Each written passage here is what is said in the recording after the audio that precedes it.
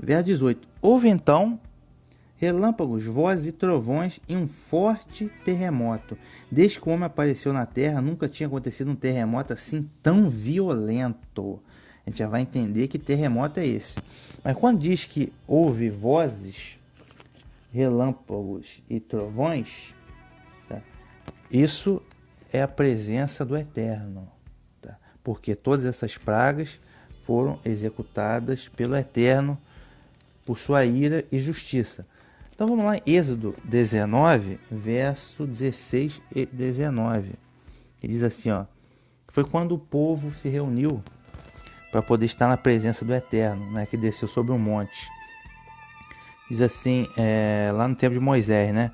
E aconteceu o terceiro dia, ao amanhecer, que houve trovões e relâmpagos sobre o monte, e uma espessa nuvem, um sonido de buzina muito forte, de maneira que estremeceu todo o povo que estava no arraial, né? Repetindo que o verso 16, houve trovões e relâmpagos, foi a presença do Eterno. Verso 19, deixa eu ver aqui. E o som da buzina ia crescendo em grande maneira, né? E Moisés falava e Deus lhe respondia em alta voz. Então essa alta voz é também do Eterno, né? Que aqui no verso 16 diz que saiu uma voz do templo que está no céu. Então essa voz, relâmpagos, trovões, a presença do Eterno, ok? Deixa eu entender aqui, continuando aqui, vamos lá, Apocalipse capítulo 14, verso 2, para entender melhor essa questão dessa voz aí, ó. E ouvi uma voz que vinha do céu, parecia o barulho de águas torrenciais e o estrondo de um forte trovão, tá? E ouvi a voz que vinha do céu, parecia o barulho de águas torrenciais e o estrondo de um forte trovão. A voz do Eterno comparada ao estrondo de um forte trovão e aqui aos águas torrenciais. Então tudo isso, as vozes, relâmpagos, trovões, simboliza a presença do Eterno. Em Salmo 29, verso 2, que o Salmo 29 fala da voz do Eterno. Deixa eu só achar aqui o Salmo 29, verso 2. Diz assim, ó: a voz de Yahweh ouve-se sobre as águas, né? O Deus da glória troveja. Yahweh está sobre muitas águas, né? São as águas do firmamento. E a ciência diz que não tem água em lugar nenhum, né? São mentirosos. A voz de Yahweh ouve sobre as águas. O Deus da glória troveja, tá? Por isso que a voz dele é comparada ao trovão, tá? O trono de águas torrenciais. Agora a gente precisa entender terremoto. Houve um grande terremoto. Está dizendo que vai haver um terremoto e que desde que o homem apareceu na Terra nunca tinha acontecido um terremoto assim tão violento. Então muita gente diz que vai haver um terremoto, literalmente, né? Negócio de terremoto tem na escala Richter, não sei o que. Vai haver um terremoto, né, maior da história, um terremoto, né? Isso seria uma hipótese de interpretação literal, a qual eu não jogo as minhas fichas nisso. Eu creio que esse terremoto é um terremoto espiritual, quer dizer, uma grande tragédia, tá? Lógico, vai impactar no mundo terreno, mas é um terremoto espiritual. E para ilustrar isso, eu vou ilustrar aqui o que eu já falei no capítulo 11 do Apocalipse, as duas testemunhas aqui na época da Revolução Francesa. Porque Apocalipse 11, verso 13, diz assim, ó: na mesma hora, a gente está falando aqui da Revolução Francesa, final do século XVIII, início do século XIX, que a profecia se cumpriu. Na mesma hora aconteceu um grande terremoto. A 10ª parte da cidade desmoronou e 7.000 pessoas morreram no desastre. Que terremoto foi esse? Não foi um terremoto físico. Esse terremoto, ele foi uma catástrofe, terremoto espiritual, mas foi uma catástrofe no mundo terreno, que foi o quê? A Revolução Francesa, né? Que a 10ª parte da cidade desmoronou, que foi a Revolução Francesa, culminou nas guerras napoleônicas. Então a 10ª parte da cidade, que cidade é essa? É a Grande Babilônia, o Império Mundial de falsa religião, da idolatria. Por isso que o Eterno permite as coisas, que é da idolatria e da impiedade. Então a 10ª parte do mundo conhecido na época da Revolução Francesa, né, que já é diferente do mundo conhecido lá no Apocalipse capítulo 8, né? Que a terça parte disso, daquilo, não, já, aqui já o mundo já era outro mapa. Então, a 10ª parte do mundo conhecido foi a Europa Ocidental, ficou envolvida nesse conflito. A essa altura do campeonato, as Américas já estavam integradas com o mundo conhecido também e tal. Então, a 10ª parte do mundo conhecido foi envolvida nas guerras de Napoleão. Tá? E quando diz que é esse terremoto e 7.000 pessoas morreram no desastre, foi o quê? Foram 7 coalizões. 1.000 multiplicado por 1.000 significa grande quantidade. Foram 7 coalizões que Napoleão Bonaparte enfrentou nas guerras napoleônicas. Então, esse terremoto aqui do Apocalipse capítulo 11 não foi um terremoto físico, né? Foi um terremoto espiritual, que foi o quê? A Revolução Francesa, que culminou nas guerras napoleônicas. Ok? Isso é que significa. Então, nessa mesma premissa, esse terremoto grande que vai ter, que nunca terá acontecido, terremoto assim tão violento, imagino eu que tenha sido uma catástrofe, né? Uma catástrofe e possivelmente uma guerra também. Possivelmente uma guerra tão violenta. Agora, por que é tão violento? Veja bem. Então vamos analisar o tempo de Napoleão e o tempo de hoje. Tá? Como que era a guerra no tempo de Napoleão? No tempo do rei Davi, no tempo de Moisés, no tempo do Messias, no tempo de Abraão, eles guerreavam com espada. Na verdade, no tempo de Napoleão já tinha pólvora, né?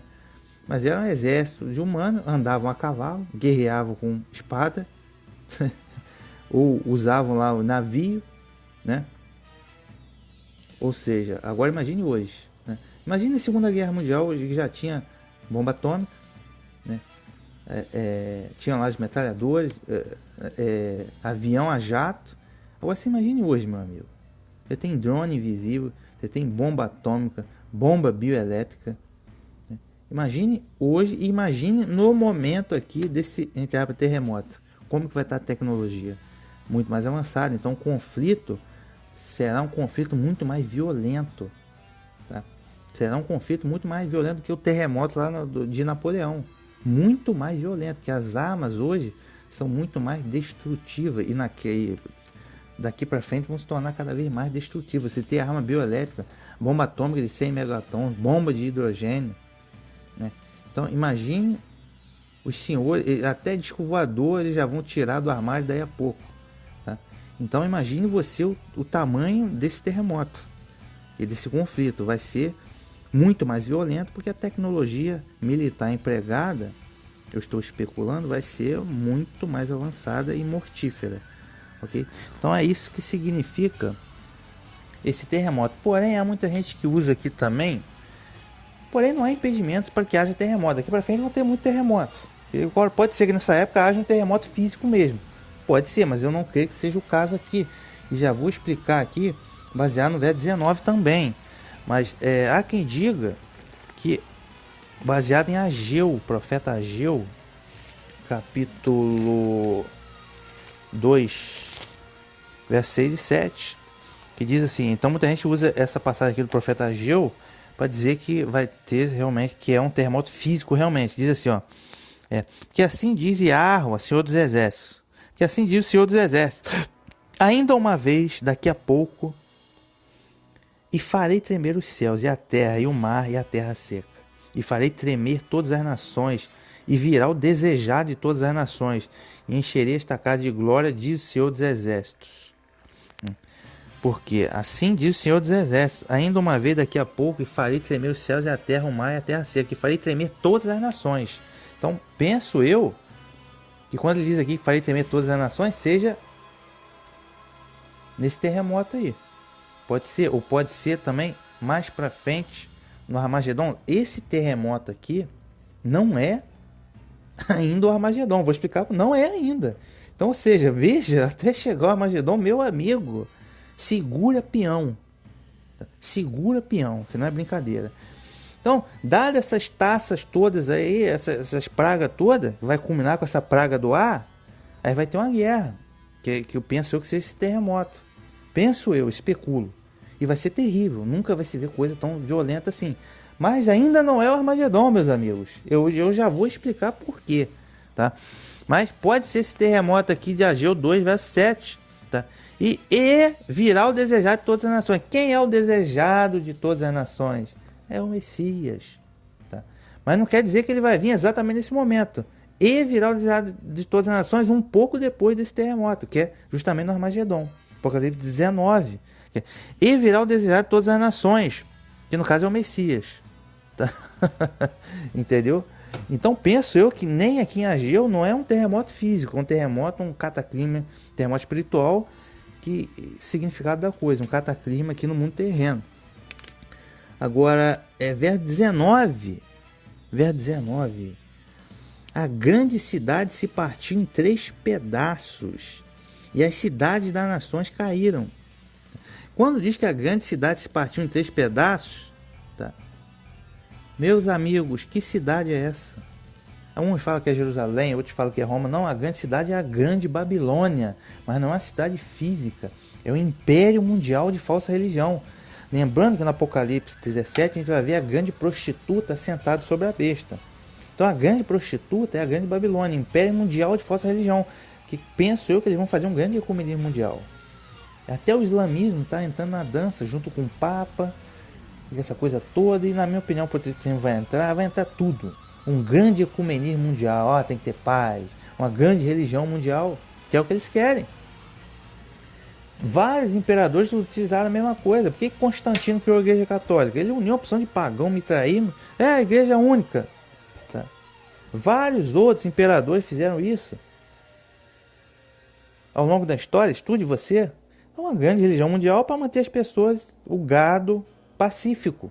Tá? Então é a grande Babilônia, é a grande ecumenismo mundial, a religião mundial que eles estão preparando. Então é a grande cidade. Tá?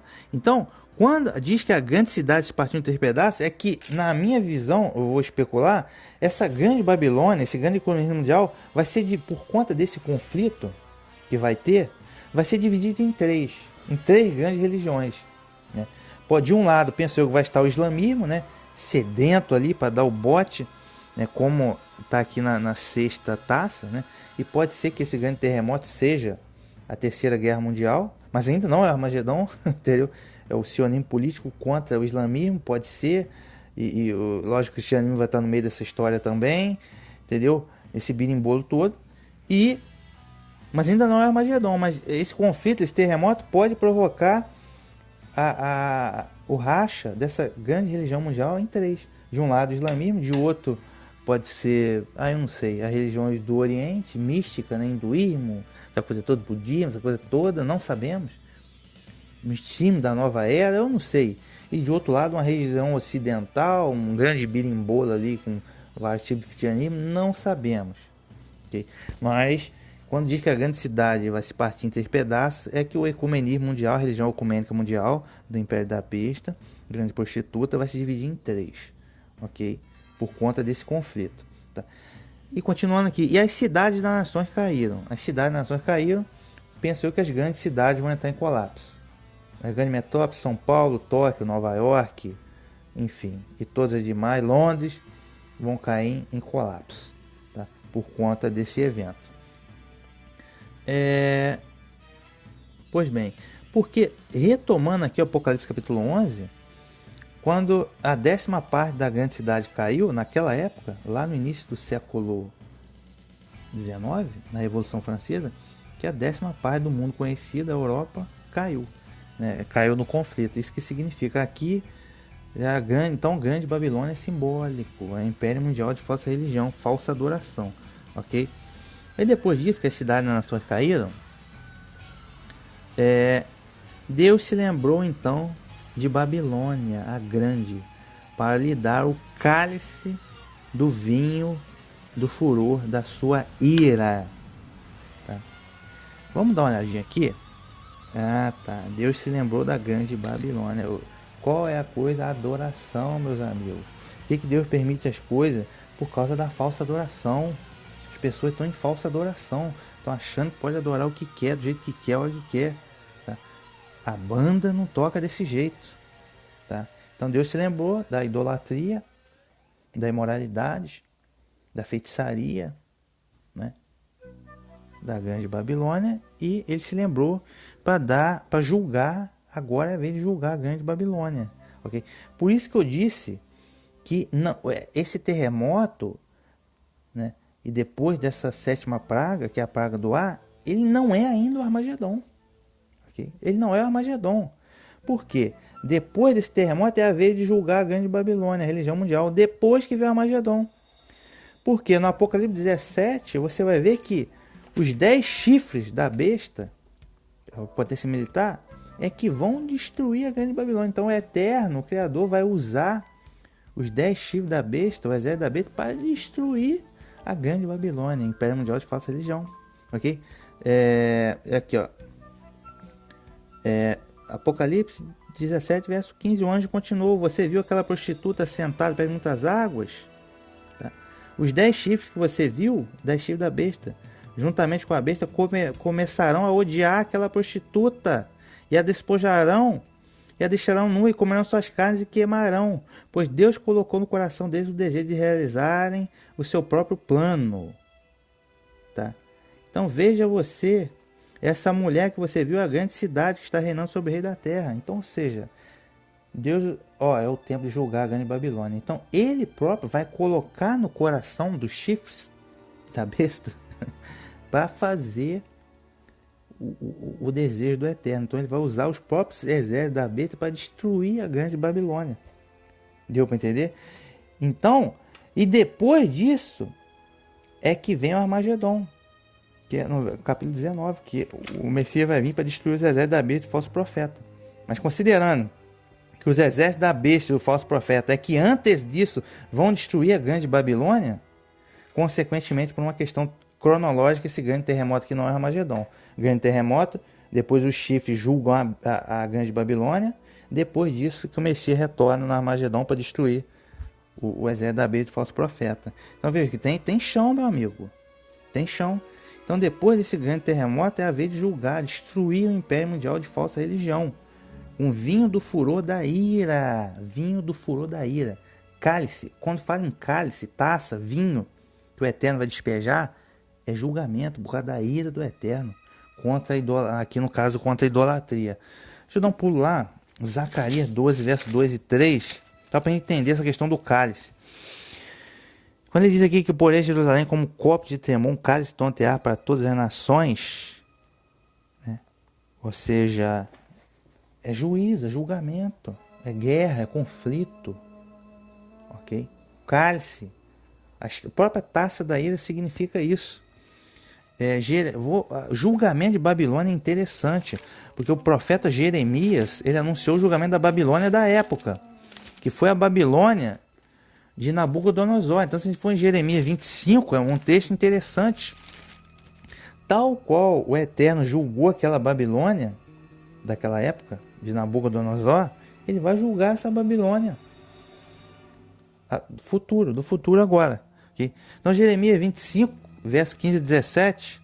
Então, o julgamento é pesado, meus amigos. Diz assim, ó: e tomei o copo da mão de Yahweh e dei de beber a todas as nações, as quais Yahweh me tinha enviado a Jerusalém, a cidade de Judá, a seus reis, a seus príncipes, para fazer deles um deserto, um espanto, um assobio, uma maldição, como se vê hoje.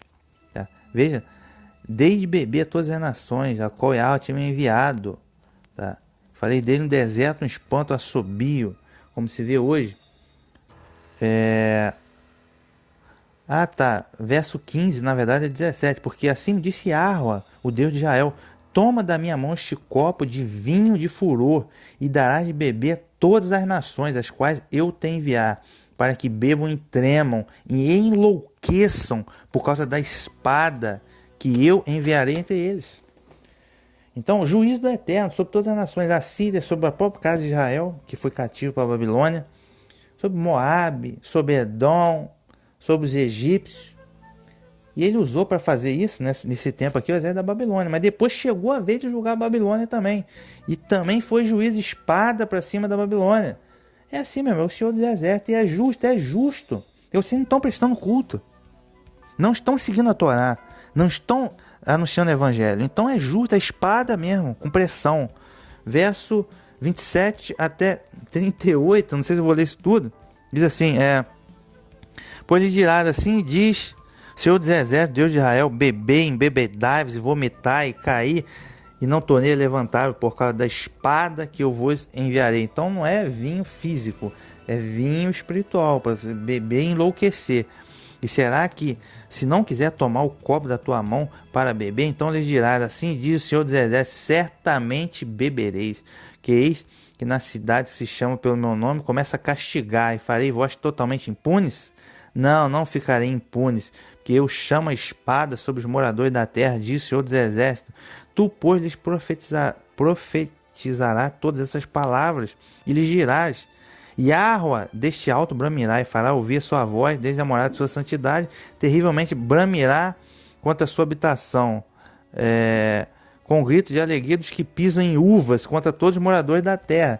Então esse pisar em uvas é vinho, que é o vinho da ira. E a gente lembra também do final do capítulo 14, verso 15, o lagar da ira, que vai ser pisado, esse sim é o Armagedon.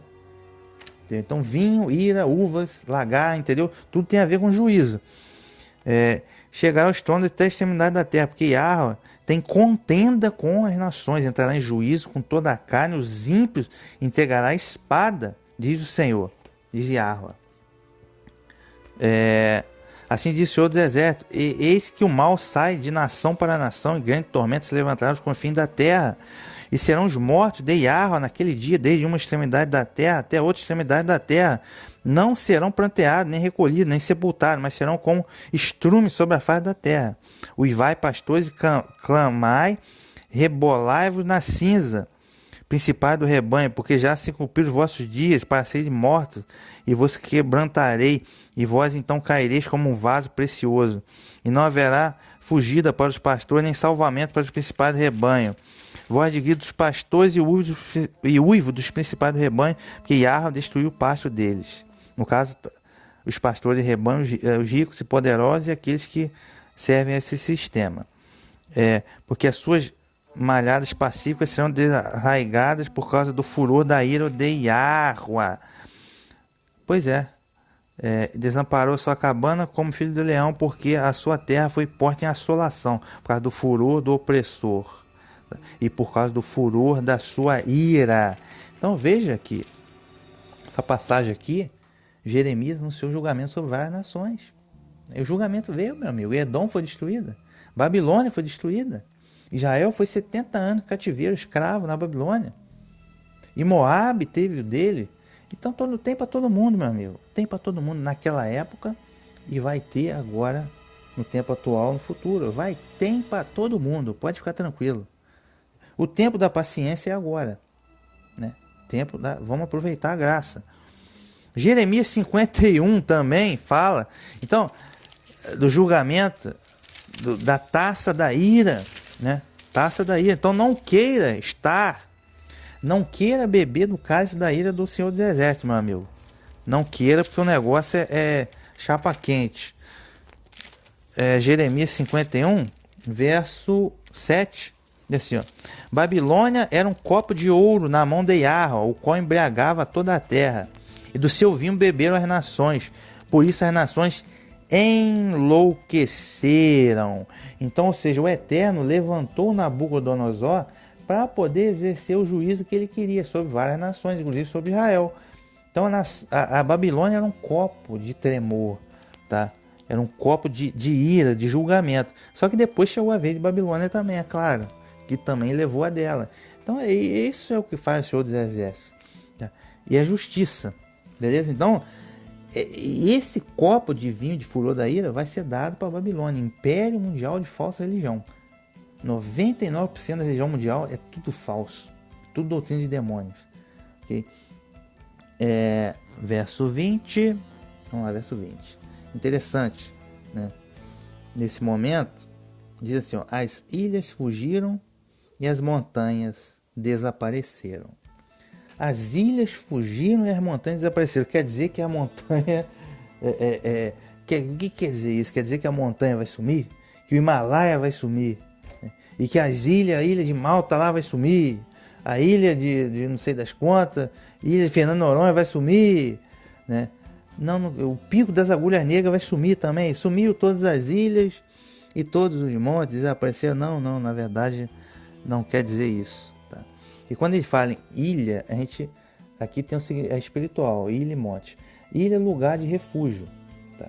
Isto é, lugares onde os ricos e poderosos se refugiam. Mas isso é feito politicamente e economicamente. Porque hoje em dia você tem várias pragas, vários acontecimentos que afligem o povo. Por exemplo, inflação. Inflação aumenta o preço de tudo, o povo começa a passar fome, desemprego, o povo começa a passar fome, necessidade. Agora o rico fica preservado num lugar de refúgio, porque eles têm privilégio econômico, eles têm privilégio social, eles são donos do capital, né? Existem castas sociais, eles têm privilégio econômico, eles são donos do capital. Então, se o rico está afetado, ele manda o desempregado embora, mas ele continua numa situação melhor, ok? Eles têm privilégio político, então o povo sofre, mas a classe política não sofre, eles continuam de boa. Então, isso são locais de refúgio, ilha, né? Isso que significa. São ilhas sociais, vamos dizer. Inclusive hoje, até mesmo hoje, do ponto de vista literal, os ricos e poderosos estão fazendo bunkers, né? Eles fazem bunkers no subterrâneo e tal, achando que vão se livrar da coisa. No primeiro momento, talvez sim, mas o juízo vai chegar até eles. Né? Então, essas ilhas é lugar de refúgio, é privilégio social de pessoas que geralmente não são afetadas pelos acontecimentos sociais, né? São os ricos e poderosos. E esse monte fugiu. Os montes, as montanhas, significa o quê? A montanha é que você está no alto, você está num patamar mais elevado. Mas são montanhas espiritualmente falando, que é o quê? O rico e poderoso. O rico e poderoso está lá no alto da montanha, no ponto de vista social, econômico e político. E o pobre está aqui no nível do mar, vamos dizer, economicamente e socialmente falando. Então, sempre quando tem algum evento, o pobre que está no baixo é que se lasca e o rico fica lá no alto. Por quê? O rico tem dinheiro, tem capital, tem influência econômica, influência política, ok? Então vejam que quando ele diz ilha e montanha, são desigualdade social, vamos dizer assim. Então as ilhas fugiram e as montanhas desapareceram. Quer dizer que nesse momento a gente vai chegar a um cataclisma num tal ponto que vai acabar a segregação social. Porque a tragédia vai atingir todo mundo. Rico, poderoso, político, banqueiro, todo mundo. Então todo mundo vai estar nivelado, tá, no mesmo ponto de vista econômico e social. Não vai ter mais privilégio, não vai ter quem não seja atingido por essas pragas. Entendeu? É um nivelamento social que todo mundo vai ser atingido por essas pragas, ok? E o próprio Eterno não interessa a desigualdade social para o Eterno. O Eterno não aprova isso, não aprova o sistema. Então isso também significa o fim aqui da desigualdade social, ok? Todo mundo lascado, né, nesse momento aqui, vamos por assim se dizer.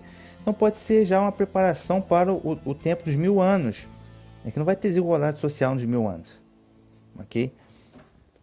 Mas enfim, isso quer dizer, e esse verso 20 aqui, as ilhas fugiram e as montanhas desapareceram. A gente pode dar uma olhadinha também lá nos 7 selos, né, que é Apocalipse capítulo 6, verso 14 a 17, né, que diz assim, os 7 selos, para quem não sabe, é a visão, um panorama social de toda a era messiânica, né, até o retorno do Messias.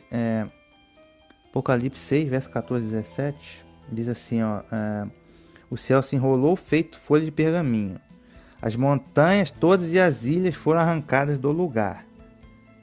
Os reis da terra, os magnatas, os capitães, os ricos, poderosos, todos escravos e homens livres, esconderam-se nas cavernas e no rochedo das montanhas, clamando aos montes e pedras: desmorone por cima de nós, e nos esconda da face daquele que está sentado no trono e da ira do Cordeiro. Pois chegou o grande dia da sua ira, e quem poderá subsistir? Então aqui no Apocalipse 16, verso 20, quando diz que as ilhas fugiram, os montes desapareceram, é que acabou, meu amigo, foi tudo atingido pelas pragas, não tem mais desigualdade social, está todo mundo lascado. Tá? E que tem tudo a ver, ou seja, a condição social, desigualdade social, de privilégio acabou. Está todo mundo lascado. E tem tudo a ver com esse Apocalipse capítulo 6, que o sexto selo fala justamente disso, essa questão social, né? E aqui, ó, as montanhas todas e as ilhas foram arrancadas do lugar, verso 14. Quer dizer que toda a estrutura social que a gente conhece vai ser embaralhada por causa dos conflitos, né? E os reis da terra, magnatas, capitães, ricos e poderosos, né? Acabou o refúgio deles. Todos, escravos, homens livres, esconderam-se nas cavernas dos rochedos, desmoronando por cima de nós e nos esconde da face daquele que está no trono e da ira do Cordeiro, pois chegou o grande dia da sua ira, ou seja, o Armagedon, que já é a próxima etapa, né? A gente está estudando aqui no Apocalipse 16, ó, agora é o que? O julgamento da grande Babilônia. Depois disso aí é o Armagedon, o grande dia. Então, a essa altura do campeonato, todo mundo já vai estar extasiado. Então não tem rico, não tem poderoso, né? Todo mundo já vai estar extasiado, pois chegou o grande dia da sua ira, quem poderá ficar de pé? Quem poderá ficar de pé? Somente quem conservar suas vestes limpas, que é o que a gente estudou aqui no Apocalipse 16, verso 15. Tá? Quem tiver a veste limpa na verdadeira oração, sim, caso contrário, não vai estar de pé, vai estar deitado. Mas não é deitado dormindo, não, é deitado morto. Pois bem, então esse verso 20 aqui do Apocalipse 16 tem tudo a ver com essa etapa aí, com essa parte aí do... É uma questão social, okay? Estrutura social. Tem tudo a ver com Apocalipse capítulo 6, os